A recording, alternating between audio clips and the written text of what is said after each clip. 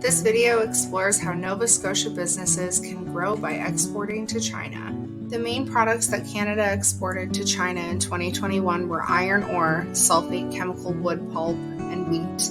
During the last 25 years, the exports of Canada to China have increased at an annualized rate of 7.5%. From the $3.17 billion in 1995 to $19.3 billion in 2020. Nova Scotia exports have been a great strategy in business growth. In 2021, Nova Scotia exported $6.17 billion, making it the 9th largest exporter out of the 13 exporters in Canada.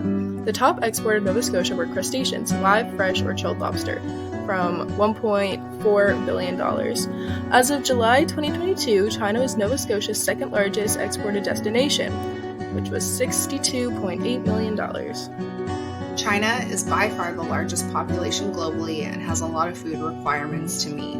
Between 2003 and 2017, China's food imports grew from $14 billion to $104.6 billion. Food import to China provides a market for agricultural countries to supply surplus production and boost their exports. China has some requirements that cannot be met, providing opportunity for countries to consider exporting to China.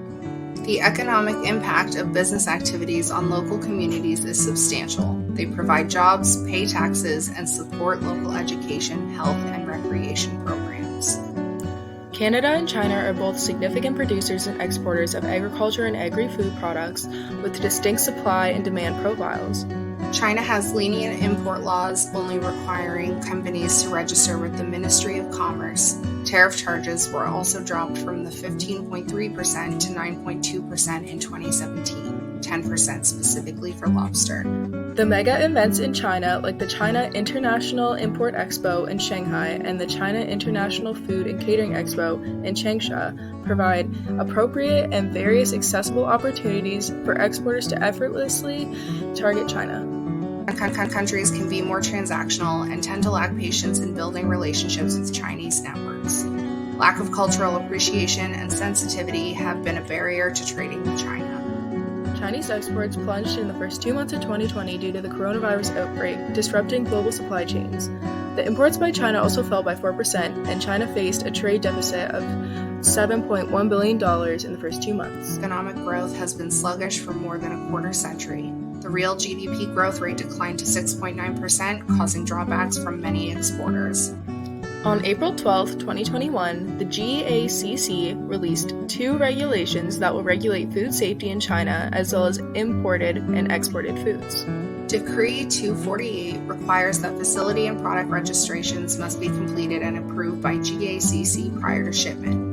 Decree 249 provides new enforcement tools for GACC to suspend or prohibit food imports into China when violations are identified. Locally, establishments that only ship live fish and seafood products do not need to appear in the GACC establishment list and the China Import Food Enterprise registration at this time. Today, China is Canada's second largest trading partner, while Canada ranks 13th among China's trading partners. In addition to increasing two-way trade in goods, services, and investment, people-to-people ties have never been stronger. Growth opportunities extended well beyond two-way trades in goods and investments. Government and industries on both sides are increasingly cooperating on technical and scientific exchanges. We hope this video has helped you, Nova Scotia businesses, and governments to consider the Chinese export